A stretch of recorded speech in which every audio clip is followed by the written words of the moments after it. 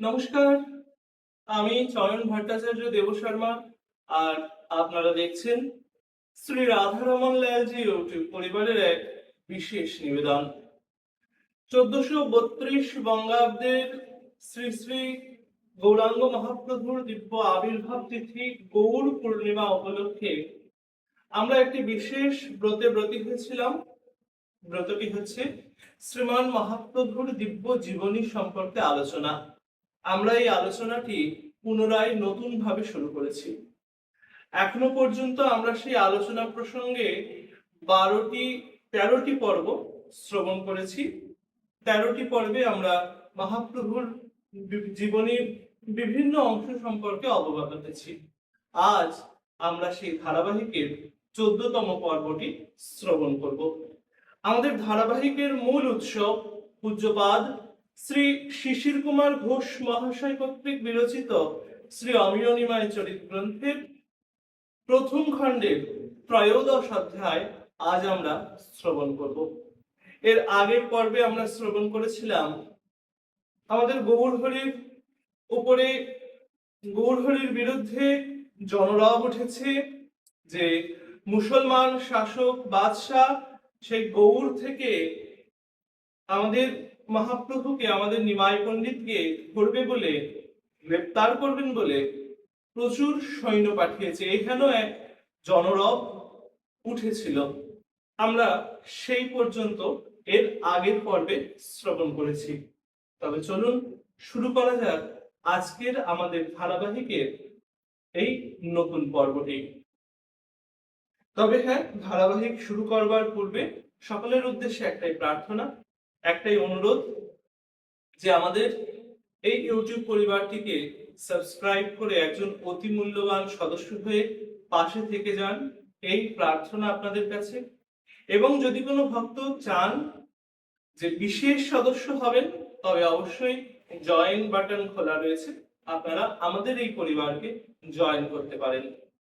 তবে চলুন শুরু করা যাক আজকের আমাদের ধারাবাহিকের 14তম পর্ব এবং পূজ্যপাদ শ্রী শিশির কুমার ঘোষ মহাশয় বিরচিত শ্রী অমিয় নিমায় চরিত গ্রন্থের প্রথম খণ্ডের 13শ অধ্যায়। ওম অখণ্ডমণ্ডলাকারং व्याप्तमेन चराचरम् तत्पदं दर्शितं येन तस्मै श्रीगुरवे नमः।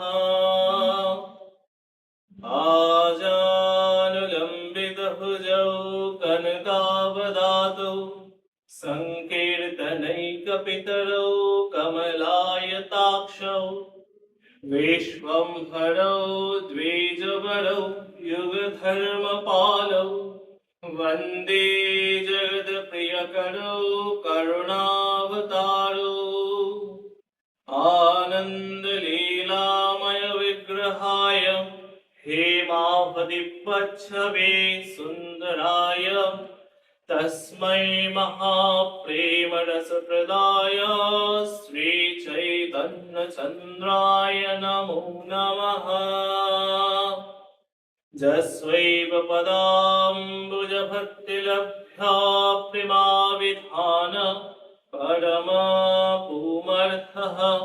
तस्मै जगन्मङ्गलाय श्रीचैतन्यचन्द्राय नमो नमः।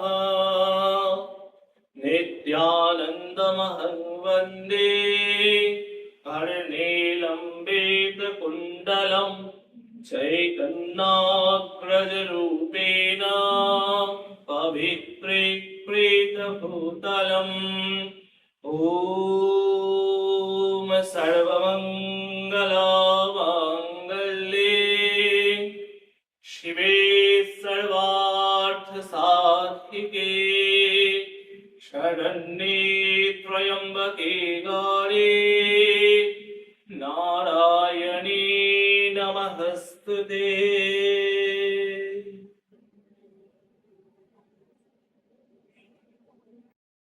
শুরু হচ্ছে আমাদের ধারাবাহিক করুণাবতারও ছোট্ট নিমাইয়ের 14তম পর্ব এবং পূজ্যপাদ শ্রী শিশির কুমার ঘোষ মহাশয় কর্তৃক বিরচিত শ্রী অমিয়নিমায় চরিত গ্রন্থের প্রথম খণ্ডের ত্রয়োদশ অধ্যায়। শ্রী গুরু মহারাজের অপার করুণায় এবং পতিত ধারণ নিতাই গৌর ভগবানের ইচ্ছায় আমাদের এই ধারাবাহিকটি আসবে বিশেষ তিথি ছাড়া প্রতি বৃহস্পতিবার ঠিক রাত্রি 9টায়। শ্রবণ করতে হলে সাবস্ক্রাইব করবেন কিন্তু।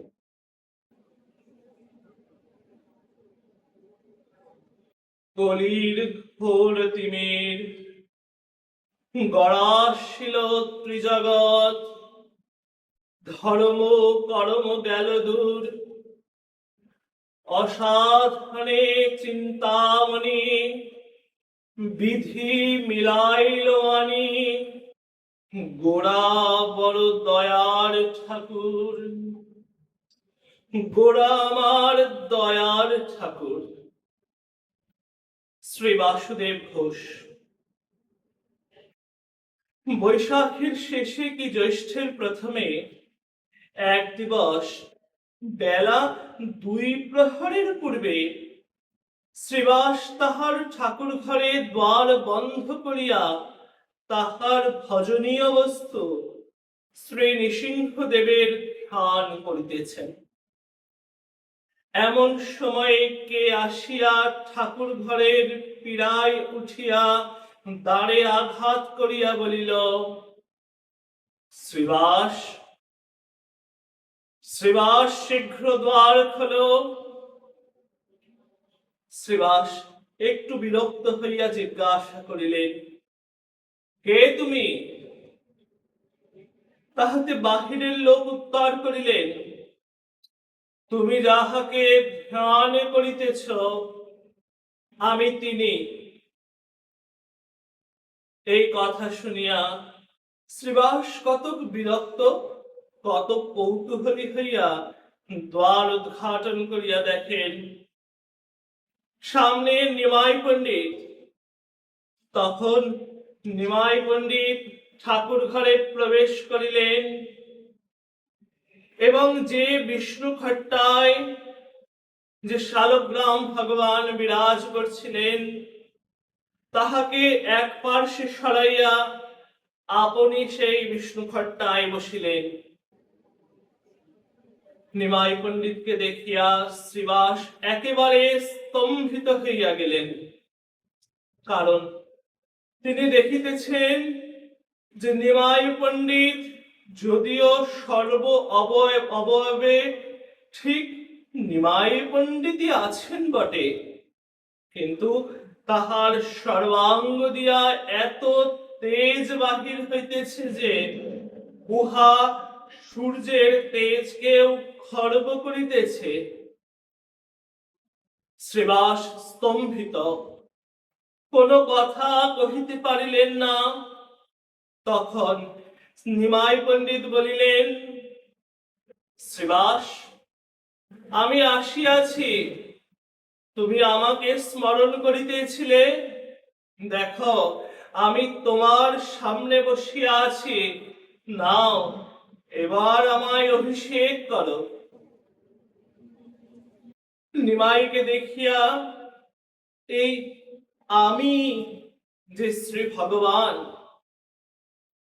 শ্রীবাস তাহাই বুঝিলেন। তাহাই বুঝিলেন কেবল নয়, শ্রীবাসের অবস্থা এমন হইয়াছে যে তিনি মনে প্রাণে বুঝিতে পারিতেছেন এই যে সম্মুখে যে বস্তুটি, এ বস্তুটি শচী জগন্নাথের পুত্র নহে, এ বস্তুটি এক অদ্ভুত বস্তু, যেন সম্মুখে সাক্ষাৎ শ্রী ভগবান চন্দ্র। একবার শ্রীবাসের মনের অবস্থা, চিত্তের স্থিরতা বিবেচনা করে দেখুন। তিনি সাক্ষাতে সম্মুখে শ্রী ভগবানকে দেখিতেছেন। শ্রী ভগবান যাহার সম্মুখে তাহার সর্বার্থ সিদ্ধ হইয়াছে, এবং সমুদায় বাসনা একেবারে পূর্ণ হইয়াছে। সমুদায় বাসনা পূর্ণ হইলে সে হতভাগ্যের মরণ বাচন সমান হইয়া যায়। এই জন্যে জীবের মঙ্গল কামনা করিয়া শ্রী ভগবান জীবের নিকট দুর্লভাতি দুর্লভ হইয়াছেন। আর যদি কখনো বা কৃপা পরবশ হইয়া হৃদয় বিগলিত হইয়া তিনি যদি তার ভক্তকে দর্শন দেন, তবে জীবগণ যাহাতে তাকে পূর্ণ সম্পূর্ণতম রূপে হৃদয়ঙ্গম করিতে না পারে, তাহার উপায় করিয়া দেন। সাধারণ জীবের পক্ষে তাহাকে হৃদয়ঙ্গম করা একেবারে অসম্ভব, যদিও বা কদাপি কোনো ভাগ্যবান জীবে সেই পরম বস্তুকে একবার সম্পূর্ণরূপে হৃদয়ঙ্গম করিতে পারে। তবে হে পাঠক, স্মরণে রেখো, সে জীব সাধারণ জীব তো নহে, অবশ্য তার সমুদায় সংসার বিনষ্ট হবে, তার আর সংসার করা হবে না। সুতরাং ভগবান জীবকে এহেন কৃপা কদাচ করিয়া থাকেন। এ বিষয়ে আরো পরিষ্কার করিয়া বলিতেছি। বড় লোকের কথা শুনিলে প্রথমে লোকে উহা হৃদয়ে ধারণা করিতে পারে না। সম্পূর্ণরূপে ধারণা করিতে পারিলে তৎক্ষণাৎ তাহার মরণ সম্ভব, এবং অধিক পরিমাণে পারিলে সে তৎক্ষণেই মূর্ছিত হইয়া পড়ে, উন্মাদ হইয়া যায় কদাপি। কখনো কখনো তাহার সংসার জ্ঞান একেবারে লোপ পায়। শুনিবা মাত্র লোকে উহা হৃদয়ে ধারণা করিতে পারে না। আর অনেক কারণ আছে। প্রথমত, শুনিবা মাত্র অনেক পরিমাণে সংজ্ঞা লোপ পায়। দ্বিতীয়ত, শুনিবা মাত্র অবিশ্বাসের সৃষ্টি হয়, অর্থাৎ ঘটনা সম্বন্ধে সম্পূর্ণ বিশ্বাস হয় না। যেমন লোকে যদি শ্রবণ করে যে তাহার পুত্র বিয়োগ হইয়াছে, তবে সে অনেক সময় ভাবে যে ইহা মিথ্যা কথা। অধিক আনন্দের উদয় হইলেও, যদিও শ্রী ভগবত দর্শন অপেক্ষা জীবের অধিকতর আনন্দ কদাপি সম্ভব নয়, হইতেই পারে না। ঠিক ঐরূপ অবস্থা।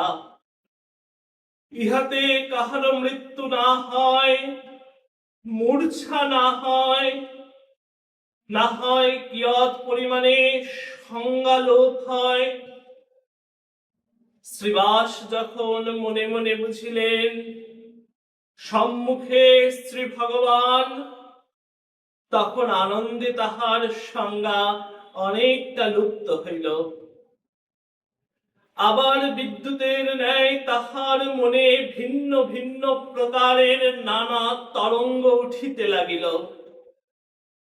ভাবিতেছেন, শ্রী ভগবান, এ কি সম্ভব? কখনোই না। আমি বুঝি স্বপ্ন দেখিতেছি। আর আবার ভাবিতেছেন, এই যে সম্মুখে, ইনি কে? আর আমি বা কে? আমি কি শ্রীবাস? ইনি কি সেই ইন্দ্রিয় ও মনের অগোচর পরমতম ধন?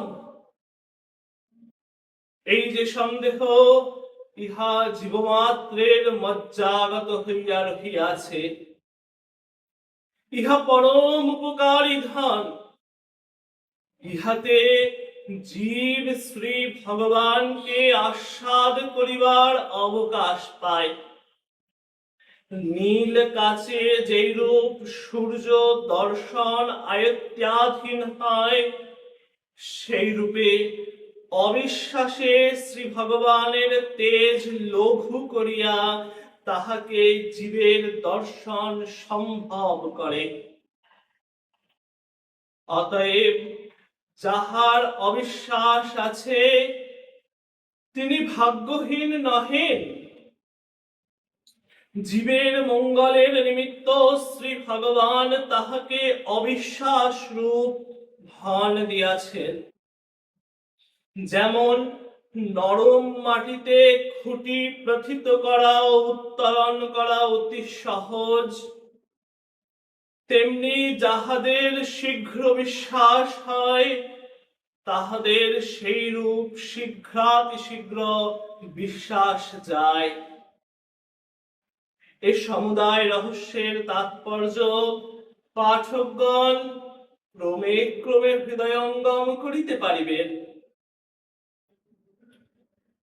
শ্রীবাস এই রূপে ভাব তরঙ্গে হাবুডুবু খাইতে লাগিলেন, কিন্তু তাহার অধিকক্ষণ এই অবস্থায় থাকিতে হইল না, যেহেতু তাহার প্রতি অভিষেকের আজ্ঞা হইয়াছে, আর শীঘ্র সেই আজ্ঞা পালনের নিমিত্ত তখনই চিৎকার করিয়া নিজ সহোদরগণ, বাড়ির মহিলাগণ তথা দাস দাসীগণকে আবাহন করিতে লাগিলেন। তাহারা আসলে শ্রীবাস বলিলেন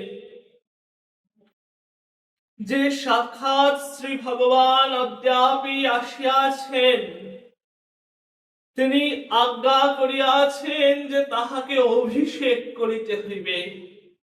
তোমরা শীঘ্রাতিশীঘ্র নূতন কলসী ক্রয় করিয়া 100 কলসী গঙ্গা জল লইয়া আইস। ইহা শুনিয়া বাড়ির সকলে উন্মাদ পাগলের মতো হইয়া তীব্র গতিতে বাজার হইতে 100 নূতন কলসী ক্রয় করিয়া গঙ্গায় ছুটিলেন জল আনিবেন বলে। নিমাই বিষ্ণু খট্টায় উপবিষ্ট আছেন, আর শ্রীবাস করজোরে তাহার অগ্রে দণ্ডায়মান। ক্রমে ক্রমে গদাধর প্রভৃতি দু একটি ভক্ত এই সংবাদ পাইয়া দৌড়িয়া আসিলেন, আর গঙ্গা জলপূর্ণ 100 ঘট কলস শ্রীবাসের আঙিনায় ক্রমে ক্রমে সারি দিয়ে রাখা হইল। শ্রীবাসের বাড়ির স্ত্রীলোকগণ কিরূপে জল বাহিয়া আনিতেছেন, তাহা প্রেমদাসের অনুবাদিত চন্দ্রোদয় নাটকে এইরূপ বর্ণিত হইয়াছে।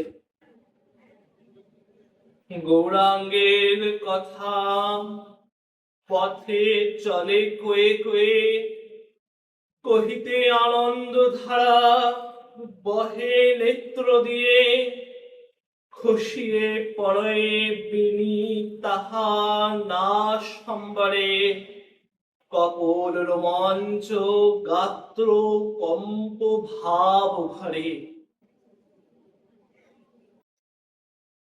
শ্রীবাসের পরিবার ও বন্ধু বান্ধবের মধ্যে এক অভিনব অবস্থাটি আসিয়া উপস্থিত হইল।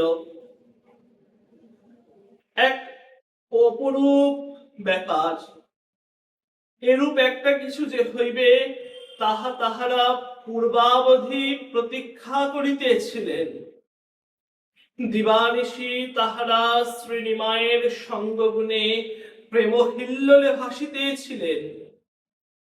শ্রী ভগবান যে অতি প্রিয়জন, এবং তিনি যে অতি নিকটে, এমনকি আগত প্রায়, এরূপ ভাবে তখন সকলে অভিভূত।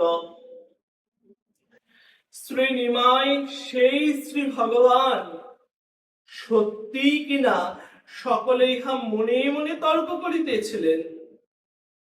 এইরূপ অবস্থায় সকলে শুনিলেন যে শ্রী ভগবান আসিয়াছেন এবং তিনি আর কেহ নহেন, সাক্ষাৎ শ্রী শচীনন্দন নিমাই পণ্ডিত।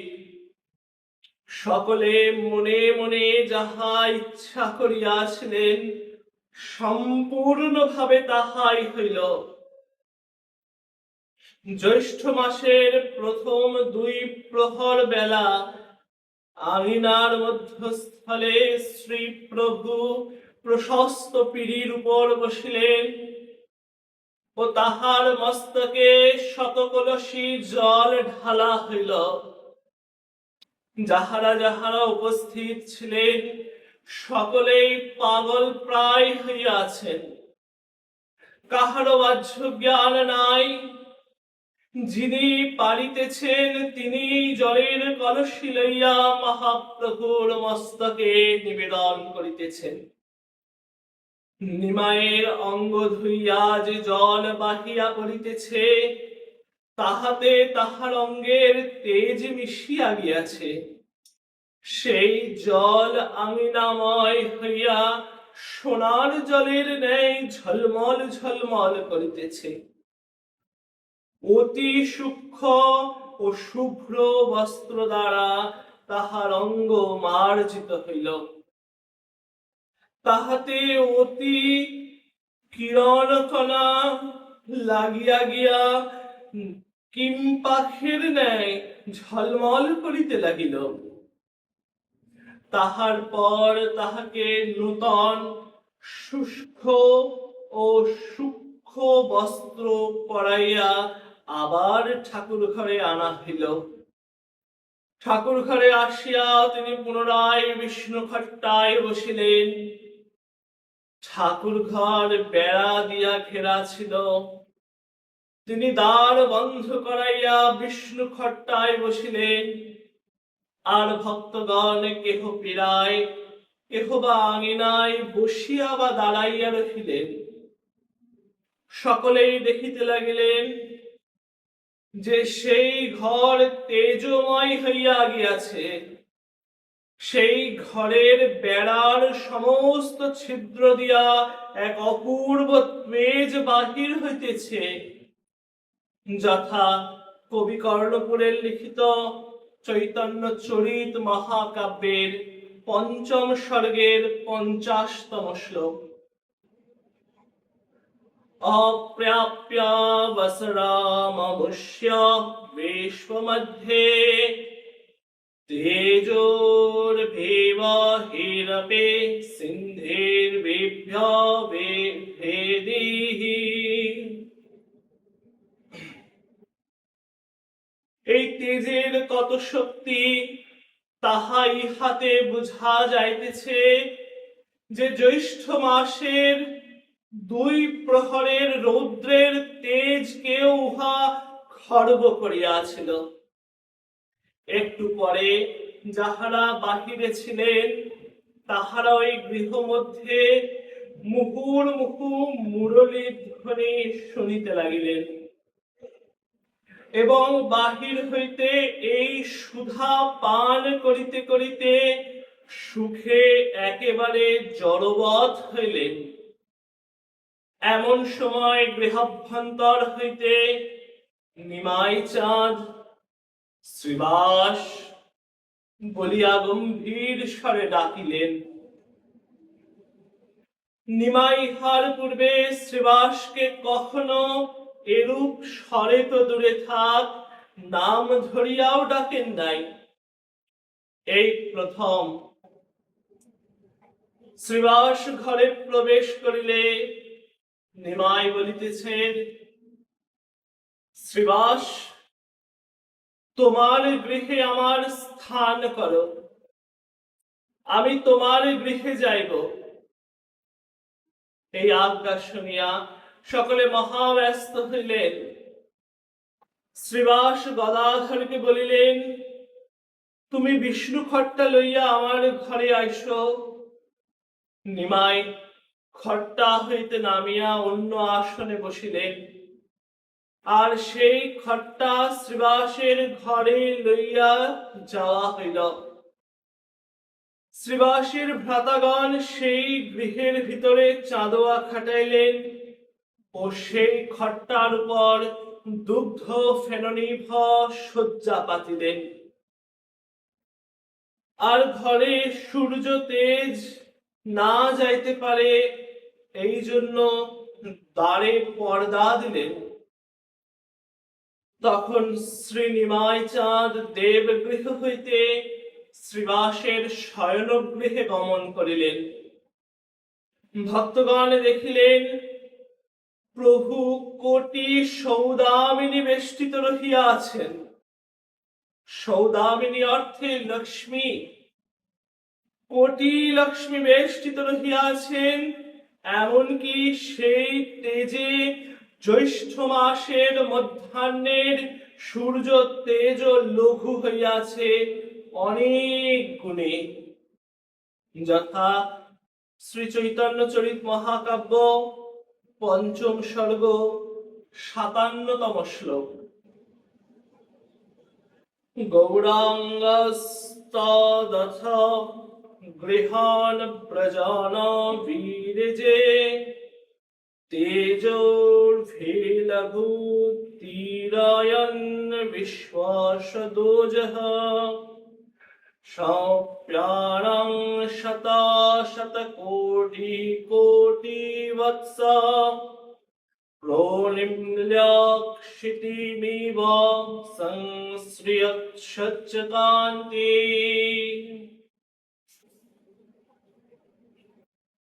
প্রভু শ্রীবাসের শয়নঘরে খট্টায় বসিলে পরম তেজে গৃহ আলোকিত হইল। বোধ হইতে লাগিল নিমাইয়ের অঙ্গ রক্ত মাংস দ্বারা গঠিত নয়, সুবর্ণ বর্ণের তেজে গঠিত।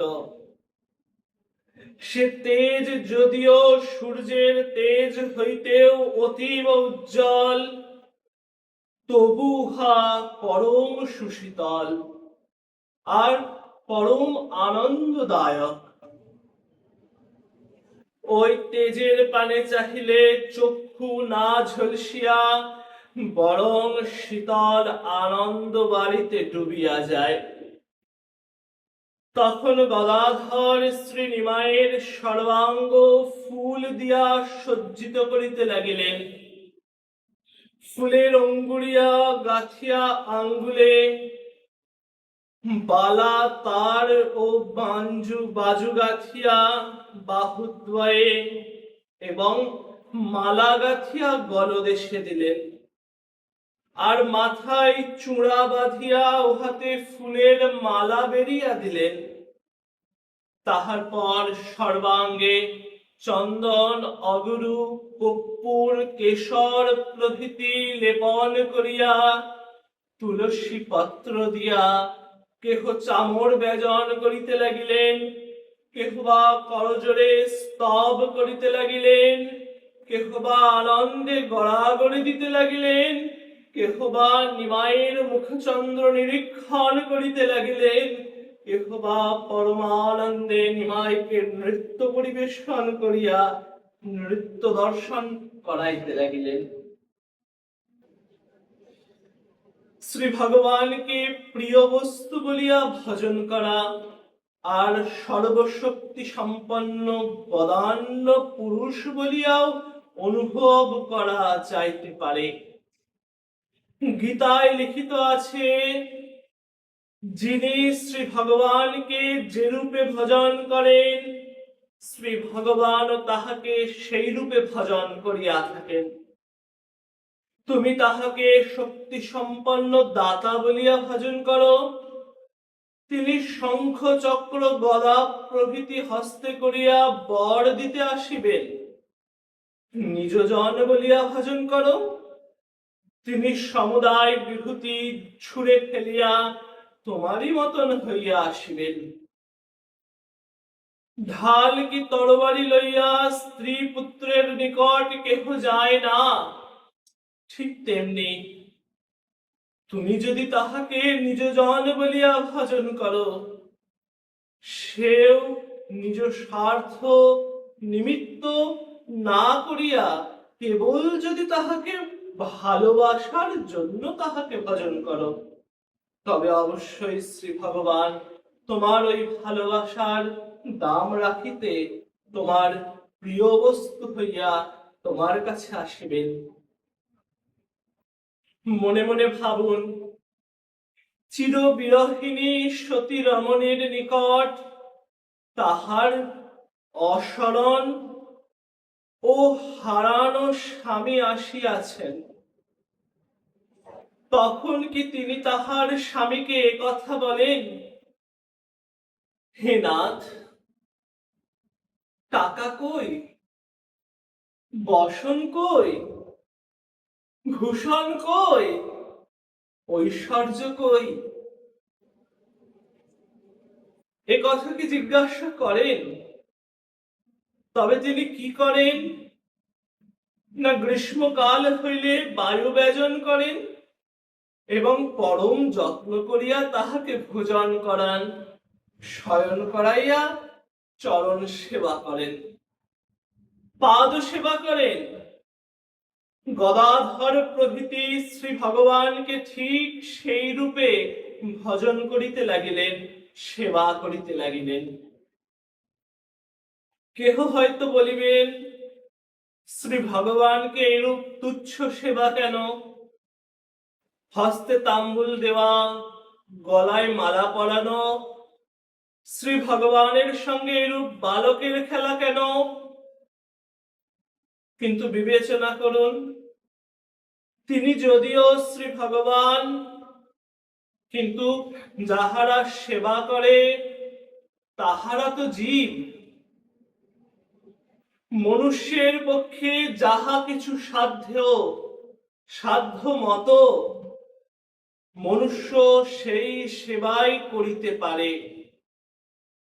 শ্রী ভগবান কোন পক্ষীকে দর্শন দেন আর তাহাকে সেবা করিতে সেই পক্ষীর ইচ্ছা হয়, তবে সে ঠোঁটে করিয়া একটি কীড়া আনিয়া শ্রী ভগবানের বদনে অর্পণ করিবেন, ভগবান তাহাই পরমানন্দে গ্রহণ করিবেন। মনুষ্যের তাম্বুল ফুলের মালা ব্যতীত আর কি দিতে পারে? আর কি দেওয়ার সামর্থ্য আছে? যদি বলো শ্রী ভগবানের সেবা করো কেন, তাহার অভাব কি? স্বামীর দাস দাসী থাকিলে স্ত্রী কি তাহার সেবা করেন না? প্রিয়জনকে সেবা করায় মহা আনন্দ আছে, আর তাই শ্রী ভগবান সর্বশক্তি সম্পন্ন হইলেও ভক্তের সেবা লইয়া থাকেন, আর ভক্তগণ তাহাকে সেবা করিয়া থাকেন। গদাধর প্রভৃতি সকলে এই রূপে শ্রী ভগবানকে সেবা করিতেছেন। তখন নিমাই বলিলেন,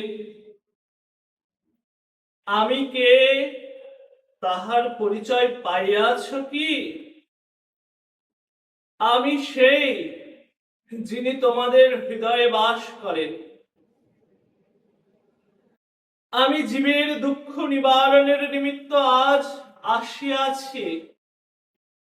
আমি একবার দণ্ড না করিয়া শুধু প্রেম ও ভক্তি দান করিয়া সকলের দুঃখ দূর করিব।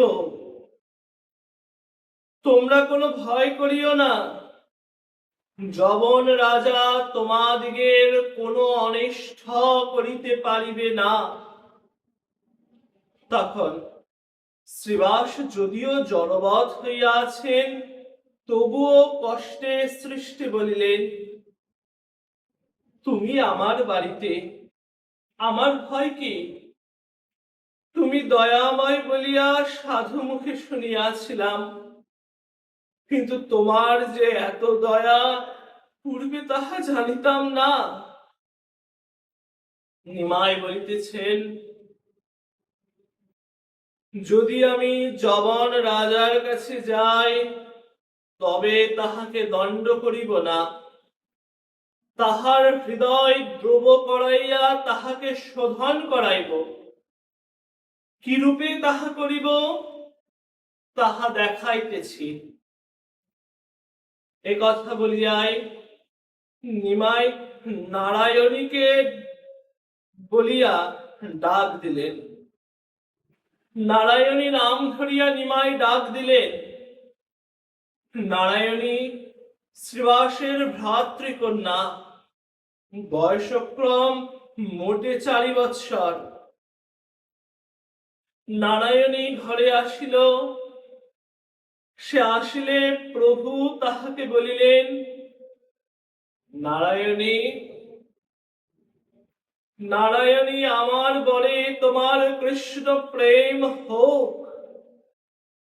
এ কথা বলিবা মাত্র সেই 4 বৎসরের কন্যা হা কৃষ্ণ বলিয়া অতি করুণতম স্বরে রোদন করিতে লাগিল।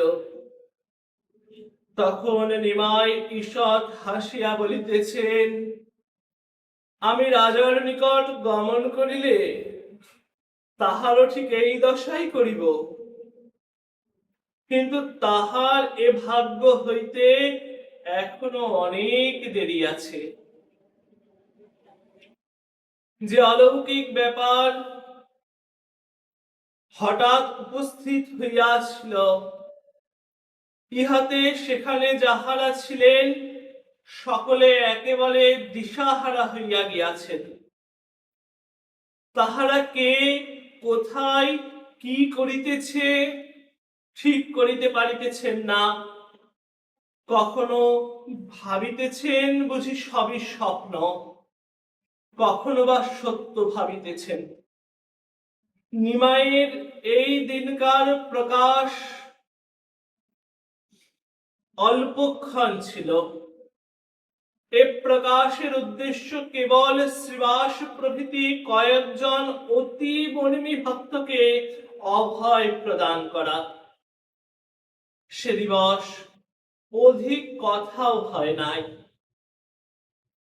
নিমাই যখন শ্রীবাসের সহিত কথা কহিতেছেন, গদাধর তখন মুহুর্মুহু অঙ্গে চন্দন লেপন করিতেছেন। শ্রী অদ্বৈত যে বলিয়াছিলেন, নিমাই কেমন বালক অল্প দিনে জানিতে পারিবে, সে কথা গদাধরের তখন মনে পড়িল। কিন্তু তিনি কোনো কথা না বলিয়া নিমাইকে সেবা করিতেছেন। এমন সময় শ্রীবাসের স্ত্রী মালিনী দেবী তাহার 3 ভ্রাতার 3 স্ত্রী এই রূপে 4 জন দ্বারে আসিয়া দাঁড়াইলেন। সমস্ত ঘর আলো করিয়া নিমাই গৃহাভ্যন্তরে বিষ্ণু খট্টায় বসিয়া আছেন। দ্বারে পর্দা, পীড়ায় ওই 4 জন রমণী দাঁড়াইয়া, তাহার মধ্যে 3 জন নিতান্ত কুলবধূ নিমাইয়ের সম্মুখে কখনো আসিতেন না। তাহারা স্ত্রীলোক বলিয়া ভয়ে ভয়ে ঘরের মধ্যে যাইতে পারিতেছেন না, অথচ ঘরের মধ্যে স্বয়ং শ্রী ভগবান বসিয়া। তাহারা উপায়হীন হইয়া তখন শ্রীবাসের সর্বকনিষ্ঠ শ্রীকান্তকে অতি কাতর হইয়া বলিতেছেন যে, তুমি একবার আমাদের হইয়া ঠাকুরের কাছে নিবেদন করো, আমরা কি স্ত্রীলোক বলিয়া তাহার চরণ দর্শন পাব না? শ্রীকান্ত ইহার কি উত্তর দিবেন ভাবিতেছেন। এমন সময় পীড়া হইতে কাতর ধ্বনি লক্ষ্য করিয়া বিষ্ণু খট্টায় বসিয়াই নিমাই বলিতেছেন, যাহারা আমাকে দর্শন করিবার নিমিত্ত ব্যাকুল হইয়া পীড়ায় দাঁড়াইয়াছেন, তাহারা স্বচ্ছন্দে আসিয়া আমায় দর্শন করিতে পারেন। আসুন, আমায় দর্শন করুন। এই আজ্ঞা পাইয়া সেই কুলবতীগণ ব্যগ্র হইয়া ঘরের মধ্যে প্রবেশ করিলেন। হর্ষ, লজ্জা, ভয় প্রভৃতি নানাবিধ ভাবে জড়ীভূত হইয়া ও অভিভূত হইয়া তাহারা মস্তক উঠাইলেন এবং অর্ধ অবগুণ্ঠন হইতে নিমায়ের চন্দ্রবদন দর্শন করিতে লাগিলেন। একটু মাত্র দর্শন করিয়াই ভক্তিতে গদগদ হইলেন ও ভূমিতে লুণ্ঠিত হইয়া শ্রীচরণ প্রান্তে পাতিত হইলেন। তখন নিমায় কৃপার্থ হইয়া তাহাদের বেণী ও সুবর্ণ অলঙ্কার ভূষিত মস্তকে নিজের শ্রীপাদ পদ্ম স্পর্শ করিয়া এই বলিয়া আশীর্বাদ করিলেন, তোমাদের চিত্ত আমাতে হোক, তোমাদের চিত্ত আমাতে হোক। যথা শ্রী চৈতন্য চরিত মহাকাব্য পঞ্চম সর্গ ৭৩তম শ্লোক। আবিশ্য প্রকটিতস্যাৎ প্রকাশরম্যং ত্বং দৃষ্টামুদামত্তুলাং ভূতপূর্বাং সংভ্রাপ্তো ভ্রুবি চ নিপীতুরাত্তোষা त्वत्पादाम्बुजापि निर्भरं प्रपन्या मज्जित्वा भवतः सद्येत्तभिक्तमुक्त्वा सर्वास्यां शिरसि पदारविन्दयुग्मं कारुण्यामृतरस सेचनाति सान्द्रया শ্রী গৌর পরম গুণাম্বুধৃধত্যঃ।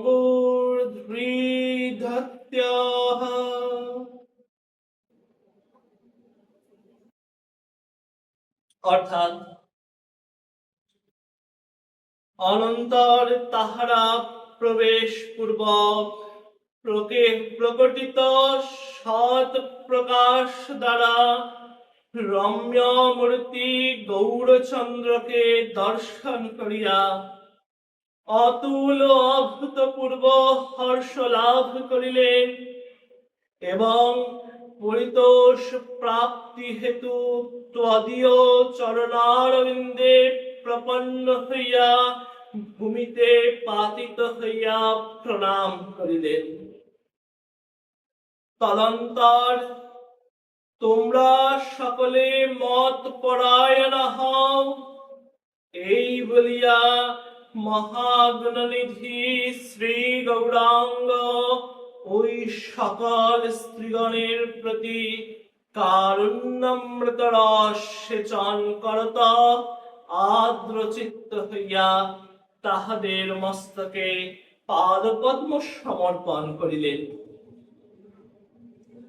নিমাই চাঁদ পরম সুন্দর নবীন পুরুষ, তিনি কুলবতীগণকে বলিলেন, তোমাদের চিত্ত আমাতে হোক। ইহা বলিতে তিনি কুণ্ঠিত হইলেন না। কুলবতীগণ ইহাও শুনিয়া কুণ্ঠিত হইলেন না। তাহাদের স্বামীগণ ইহা শুনিয়া ক্রোধ করিলেন না, কারণ যাহার সত্যি যে রূপ সম্বন্ধ হোক, যাহার সহিতি যাহার যেরূপ সম্বন্ধ থাকুক, শ্রী ভগবানের সহিত যত নিকট সম্বন্ধ, অত নিকট আর কাহারও সহিত নয়। একটু পরে শ্রী নিমাই চাঁদ বিষ্ণু খট্টা হইতে, আমি এখন যাই, উপযুক্ত সময়ে পুনরায় আসিব বলিয়া উঠিলেন। হুঙ্কার করিয়া হরিবোল বলিলেন। বলিবা মাত্র মৃত্তিকায় মূর্ছিত হইয়া পড়িয়া গেলেন।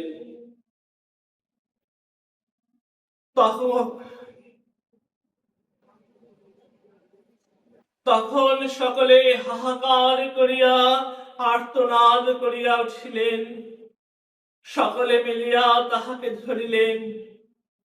তাহাকে তুলিয়া দেখেন যে দেহে জীবনের চিহ্ন মাত্র নাই। অনেক চেষ্টায় নিমাই চেতন পাইলেন। তখন তিনি ঠিক নিমাই পণ্ডিত, অঙ্গ মনুষ্যের মতো, সেই দিব্য তেজ আর শরীরে নাই, সম্পূর্ণ চেতন পাইয়া নিমাই শ্রীবাসকে সম্বোধন করিয়া বলিতেছেন, পণ্ডিত, পণ্ডিত, আমি এখানে কিরূপে আসিলাম? আমি কি নিদ্রা গিয়াছিলাম পণ্ডিত? আমি যেন কি এক স্বপ্ন দেখিতেছিলাম। পণ্ডিত, কৃপা করিয়া বলো, আমি তো কোনো চাঞ্চল্য করি নাই। শ্রীবাস, শ্রীরাম ও গদাধর প্রভৃতি মুখ চাওয়াচাওয়ি করিতে লাগিলেন। আর সকলেই বলিলেন, না না, তুমি কোনো চাঞ্চল্য করো নাই। নিমাই তখন ধীরে ধীরে গৃহে গমন করিলেন। পূর্বে উপবিত হওয়ার সময় একবার নিমাই তাহার জননীকে বলিয়াছিলেন, এখন আমি যাই, পরে আসিব। আশা করি সকলের স্মরণে আছে। এখন আজ আবার শ্রীবাসকে বলিলেন, এখন আমি যাই, উপযুক্ত সময়ে পুনরায় আসিব। এই যে আমি যাই বলিলেন, ইনি কে? এ কথা পরে বিচার করা যাইবে। শ্রীবাসের বাড়ি আনন্দময় হইল। পরদিন প্রাতে নিমাইকে আবার সকলে দেখিলেন, কিন্তু তখন নিমাই একজন অতীব সাধারণ মনুষ্য। সাধারণ নিমাই পণ্ডিত ব্যতীত আর কিছুই নহেন।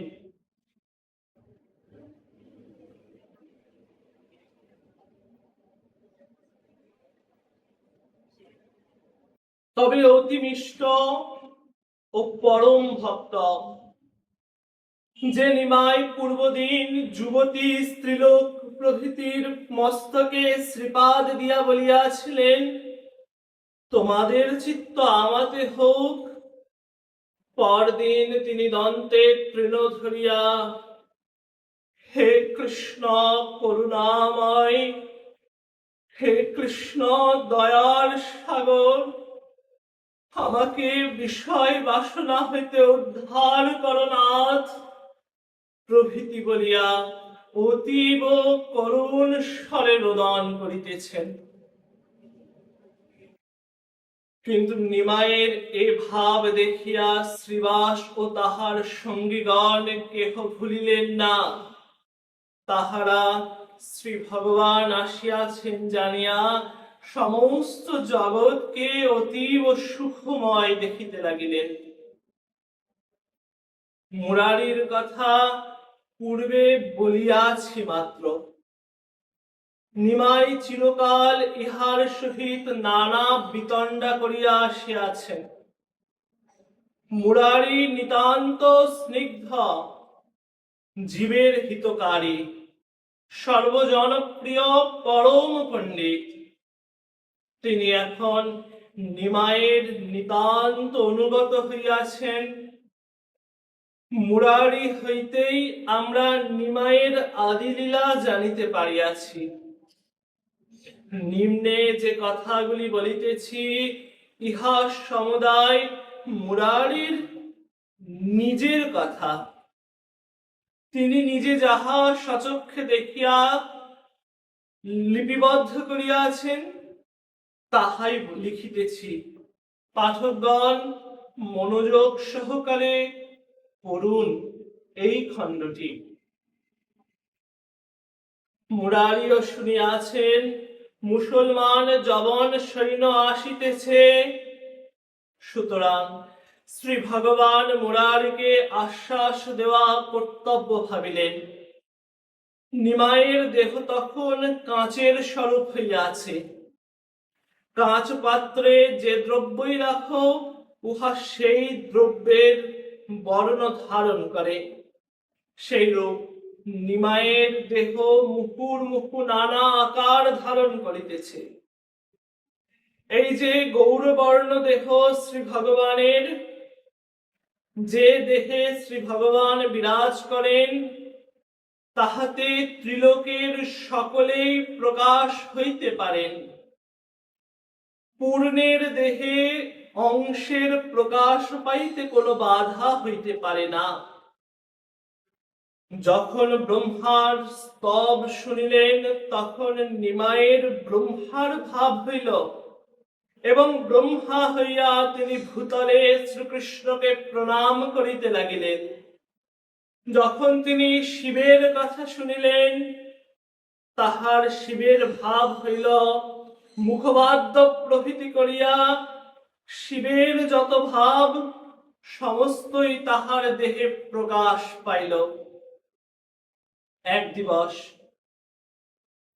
শ্রীবাসের বাটিতে বরাহ অবতারের একটি শ্লোক শুনিয়া নিমাই হুঙ্কার করিয়া অতি দ্রুত বেগে মুরারির বাড়িতে গমন করিলেন। মুরারি বাড়িতেই ছিলেন, কিন্তু নিমাই তাহাকে লক্ষ্য না করিয়া দেবগৃহে প্রবেশ করিলেন। মুরারি পশ্চাতে চলিলেও দেবগৃহের দ্বার হইতে নিমাইয়ের এক কাণ্ড দেখিতে লাগিলেন। শ্রী নিমাই ঘর হইতে বলিতে লাগিলেন, হে কি, এ যে এক প্রকাণ্ড পর্বতাকার শূকর! ইনি যে বড় বলবান দেখিতেছি। ইনি যে দন্তাগ্রে পৃথিবীকে ধরিয়া আছেন।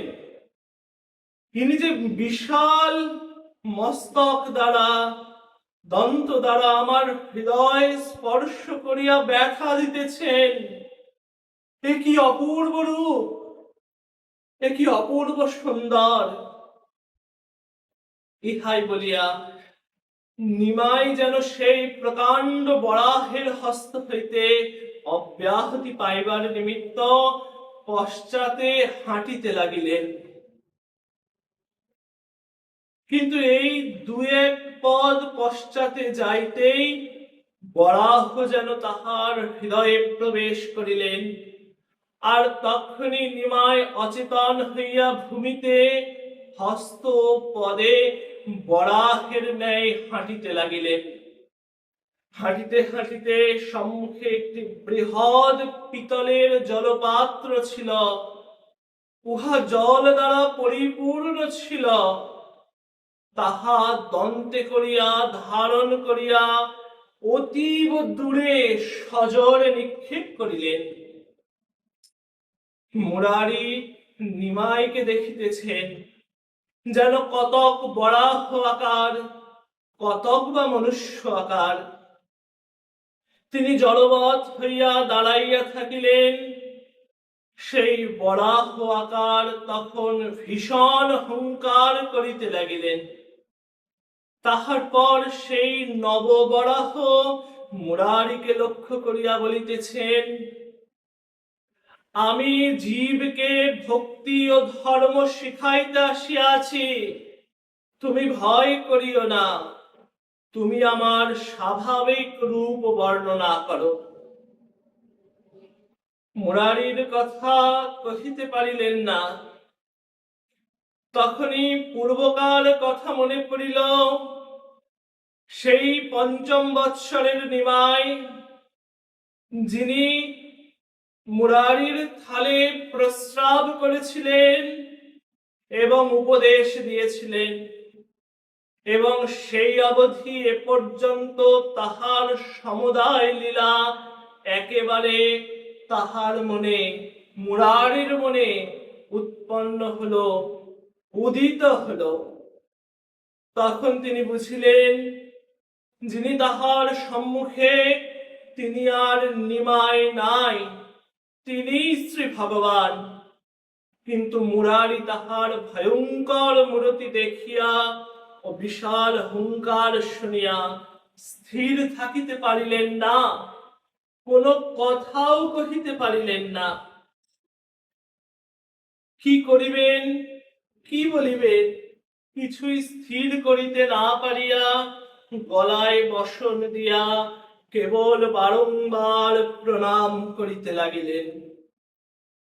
মুরারির অবস্থা দেখিয়া তাহাকে সচেতন ও নিশ্চিন্ত করিবার নিমিত্ত নরবরাহ বলিতেছেন, মুরারি, মুরারি, তুমি নিশ্চিন্ত হও। মুরারি, তুমি আমার অতি প্রিয়, তুমি বড় বেদমান, কিন্তু বেদ অন্ধ। মুরারি, বেদ আমার তত্ত্ব কি জানে?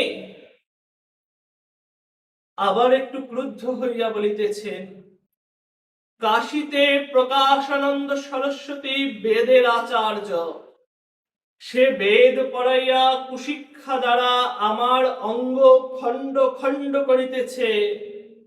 মুরারি, তুমি সে সমুদায় চর্চা পরিত্যাগ করো। মুরারির তখন কথা ফুটিল। তিনি বলিলেন, প্রভু, অনন্ত কোটি ব্রহ্মাণ্ড তোমার লোমকূপে দোদুল্যমান, তোমাকে বেদ কি রূপে জানিবে? তুমি কেবল জানো যে তুমি কি পদার্থ। আমরা কি জানি? আমরা যাহা জানি তাহা এই করিতেছি। ইহা বলিয়া মুরারি তাহার চরণে পড়িয়া ক্রন্দন করিতে লাগিলেন। নরবরাহ বলিতেছেন, মুরারি, আমি যাই, পরে আবার আসিব। ইহাই বলিয়া নিমাই মূর্ছিত হইয়া পড়িলেন। মুরারি অতি সন্তর্পণে তাহাকে চেতন করাইলেন। তখন নিমাই নিদ্রোত্থিতের ন্যায় বলিতেছেন, মুরারি, আমি বুঝি অচেতন হইয়াছিলাম, নতুবা এখানে কি রূপে আসিলাম? আমি শ্রীবাসের বাড়িতে অবতারের স্তব শুনিতেছিলাম, আমি তো কিছু চাপল্য করি নাই। মুরারি, মুরারি, বলো মুরারি। মুরারি কোনো উত্তর না দিয়া মস্তক অবনত করিয়া রহিলেন। এইরূপে নিমায়ের নিজজন তাহাকে নানা রূপে দেখিতে লাগিলেন। কেহ চতুর্ভুজ, কেহ বা কৃষ্ণের ন্যায়, কেহ বা মহাদেবের ন্যায়। দেখিয়া ভক্তগণ কেবল যে মুসলমান ভয় হইতে নিষ্কৃতি পাইলেন তাহা নয়, আনন্দে দিবারাত্রির ভেদ ভুলিয়া গেলেন। ঘর পরিবার ফেলিয়া সকলে দিবানিশি নিমায়ের নিকটেই রহিলেন। তাহারা বিনা কারণে হাস্য করেন, বিনা কারণে রোদন করেন, বিনা কারণে নৃত্য করেন। এই রূপে আনন্দে সকলে পাগলের মতো হইলেন। এ কথা আর গোপন রহিল না, ক্রমে প্রকাশ হইতে লাগিল যে শ্রীকৃষ্ণ শ্রী নবদ্বীপে শচীর ঘরে নিমাই পণ্ডিত রূপে জন্মগ্রহণ করিয়াছেন। নিমাইয়ের দুই ভাব, ভক্ত ভাব ও ভগবান ভাব। গয়া হইতে যখন আসিলেন তখন ভক্ত ভাব হইয়াছিল। শ্রীবাসের বাড়ির ঘটনা হইতে শ্রী ভগবান ভাব হইতে লাগিল। সেই অবধি অনেক সময় শ্রী ভগবান ভাবে থাকিতেন। পূর্বে রজনীতে কীর্তন হইত, এখন দিবসেও কীর্তন হইতে লাগিল। দিবানিশি নিমাই ও তাহার গণ প্রেমে মজিয়া আনন্দে ভাসিয়া থাকিতে লাগিলেন। নিমাইয়ের যখন চেতনাবস্থা অর্থাৎ ভক্তভাব, তখন তাহাকে কেহ ভগবান বলিতে সাহস পাইতেন না। এমনকি নিমাই ভগবান অবস্থায় যাহা করিতেন কি বলিতেন, ভক্তগণ তাহাকে কিছুই বলিতেও সাহস পাইতেন না।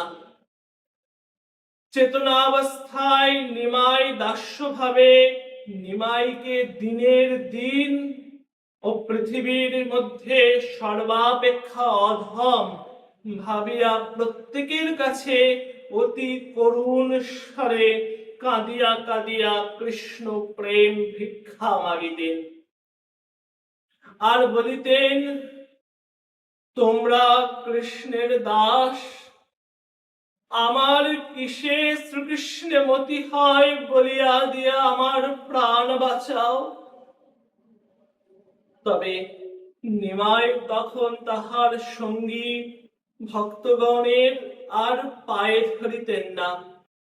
তিনি পায়ে ধরিলে তাহার গণ বড় ব্যথা পান।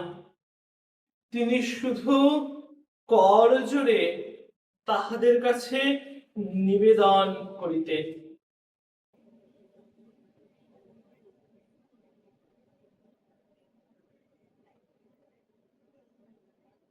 তবে আজ আমরা আমাদের এই ধারাবাহিকে শ্রবণ করলাম নিমাইচাঁদের ভগবত ভাব এবং ভক্ত ভাব, নৃসিংহ ভাব, বরাহ ভাব এর কথা।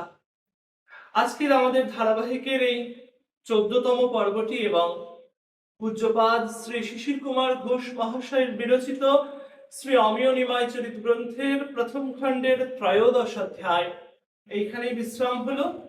আবার শ্রী গুরু মহারাজের অপার করুণায়, ভগবান পতিতোদ্ধারণ নিতাই গৌরের ইচ্ছায় আগামী বৃহস্পতিবার এই ধারাবাহিকের পরবর্তী পর্ব আসবে।